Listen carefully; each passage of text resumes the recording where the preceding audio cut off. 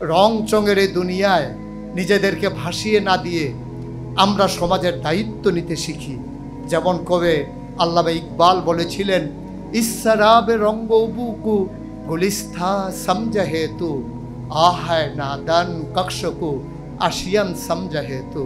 আহারে ও মুসলিম সমাজ, ও তরুণেরা, তোমরা রংচং দেখে মনে করো এটা বোধহয় ফুল বাগিচা, আর দুধু মরুভূমির মাঝে সূর্যের তির্যক আলো যখন পড়ে মনে হয় যেন পানির ফোয়ারা। মনে রাখবা, রংচং ফুল বাগিচা নয়, আর মরিচিকা পানির ফোয়ারা নয়। সুতরাং আসো আমরা জেগে উঠি। আমাদের সামনে যিনি আইডল, আমাদের সামনে যিনি উসওয়াতুন হাসানা, যিনি আমাদের জন্য মডেল, তিনি সেই নবী মুহাম্মদ রাসূলুল্লাহ সাল্লাল্লাহু আলাইহি ওয়াসাল্লাম। আমরা তার আদর্শ উজ্জীবিত হই, তার আনিত বিধানকে সমাজের রন্ধ্রে রন্ধ্রে আমরা পৌঁছে দিই। আমরা তৃণমূল পর্যায় থেকে শুরু করে শুধু রাষ্ট্রের সর্বোচ্চ পর্যায় পর্যন্ত নয়, আমরা গোটা বিশ্বের ইন্টারন্যাশনাল রিলেশন যেখানে হবে সেখান পর্যন্ত আমরা দ্বীনের কথাগুলো তুলে ধরি, নিজেদেরকে মডেল হিসেবে উপস্থাপন করি। আমরা বাংলাদেশের যারা, যদিও বলি শতকরা 90 জন মুসলমান, এই মুসলমানেরা সবাই হচ্ছে আমরা এই আনুষ্ঠানিকতার মুসলমান। আমরা কিন্তু প্র্যাকটিসিং মুসলিমে পরিণত হতে পারিনি। আমরা কথা দিয়ে মানুষকে মুসলিম বানাতে চাই, অথচ মুসলিম কথা দিয়ে নয়, মুসলিম হবে আরেক মুসলিমকে দেখে। আমরা নিজেদেরকে ওইভাবে উপস্থাপন করি, আমার যিনি ছাত্রী বোন হবেন সে আমার কাছে হবে নিরাপদ। কারণ আমি যদি আমার বোনকে টিটকারি মারি, আমি যদি মস্কারা করি ইউনিভার্সিটির গেইটে দাঁড়িয়ে দাঁড়িয়ে, তাহলে আমার বোনের নিরাপত্তা বিধান করবে কে? কাশ্মীরের ঝিলাম নদীর পানিও রক্তে রঞ্জিত হবে আমার বোনের রক্তে। আজকের সে আরাকানের মুসলমানের রক্তে নাফ নদীর পানি রক্তে রঞ্জিত হবে। আজকে ধর্ষিত হবে আমার বোন সিরিয়ায়, আমার বোন আফগানিস্তানে, ফিলিস্তিনে। আর আমার এই বাংলাদেশেও যদি আমার বোন আমার দ্বারা নির্যাতিত হয়, তাহলে তারা আশ্রয় পাবে কোথায়? আসুন আমরা আশ্রয়স্থল হই।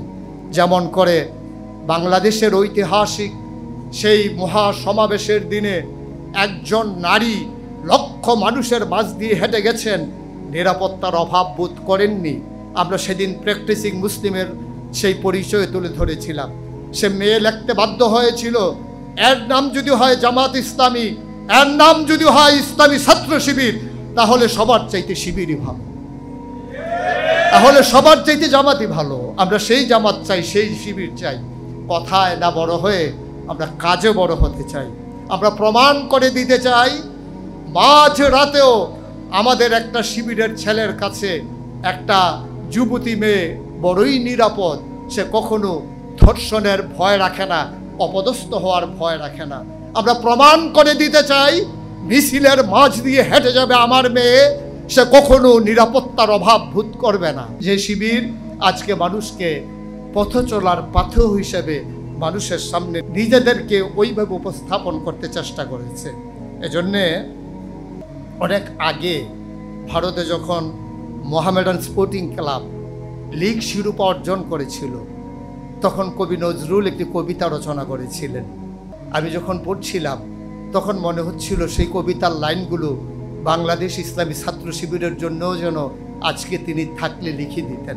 যদি এমন করে বলি, এই বাংলার অবনত শিরে তোমরা পড়ালে তাজ, সুযোগ পাইলে শক্তিতে মোরা অজেয় দেখালে আজ। এ কি অভিনব কীর্তি রাখিলে নিরাশাবাদীর দেশে, আধার গগনে আবার ঈদের চাঁদ উঠিল যে হেসে। শিবির যেন তার রক্তের মাঝে গোলাপ গাছ লাগিয়ে গোলাপ ফুল ফুটিয়ে দেখিয়ে দিলেন কেমন করে ফুল ফুটাতে হয় আর গোড়ায় রক্ত দিতে হয়। আমি বিশ্বাস করি, আমি তাদেরকে নিয়ে স্বপ্ন দেখি, আমি তাদের মাঝে আমি আশায় বুক বাঁধি যারা আজকে আমার সামনে বসে আছে। আমি বিশ্বাস করি, শিবির যদি স্বমহিমায় সচেতনায় জেগে থাকে, তাইলে বাংলাকে আবার পেছনে ফেলে দিতে পারে এমন কোনো শক্তির উদ্ভব হওয়ার সাহসই বাংলাদেশে কেউ করবে না ইনশাআল্লাহ। আমার বিশ্বাস শিবির হবে অতন্ত্র প্রহরী।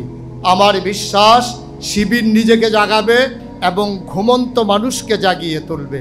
আজকের এই নবীন বরণ অনুষ্ঠানে আমরা যদি নিজেদেরকে জাগিয়ে নিতে পারি, সে পতাকা তলে ঐক্যবদ্ধ করে নিয়ে নিজেদেরকে গড়ে তুলতে পারি, আর নিজেদেরকে চেতনায় সারিত করে নিতে পারি।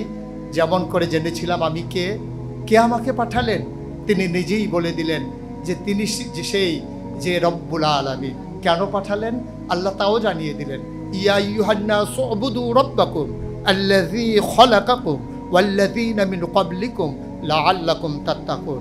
আল্লাহ এই জন্যই আমাদেরকে পাঠিয়েছেন যে হে মানুষেরা, উবুদু রাব্বাকুম, তোমরা ইবাদত করবে তোমার রবের, যিনি তোমাকে সৃষ্টি করেছেন।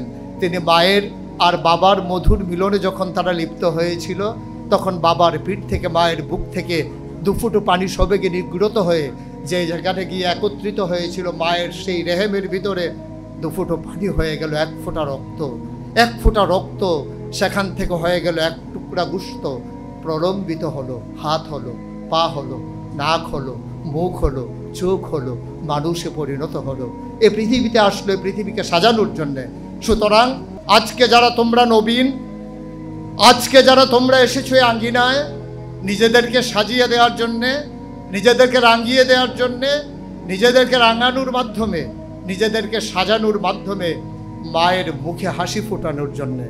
এখানে নিশ্চয়ই এমন অনেক ছেলে আছে, এমন অনেক মেয়ে আছে যারা একেবারেই দরিদ্র পরিবার থেকে উঠে এসেছে।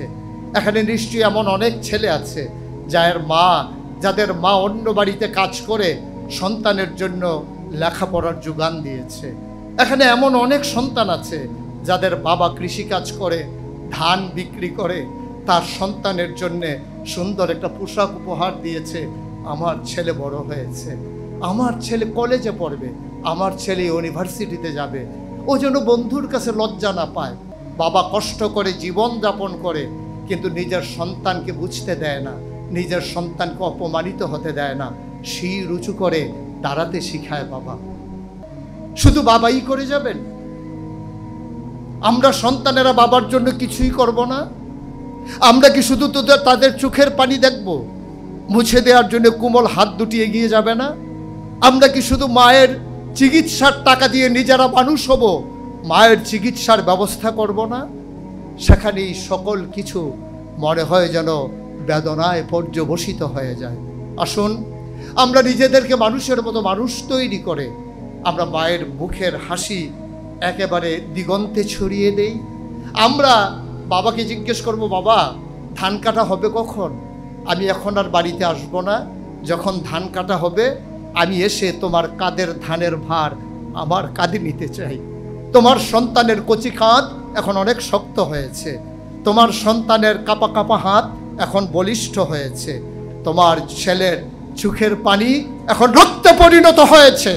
সুতরাং কষ্টে আর তোমাকে থাকতে দেব না। আমি চাই তোমার ধানের ভার আমার কাঁধে উঠুক, তোমার দোকানদারির দায়িত্ব আমার কাঁধে আসুক।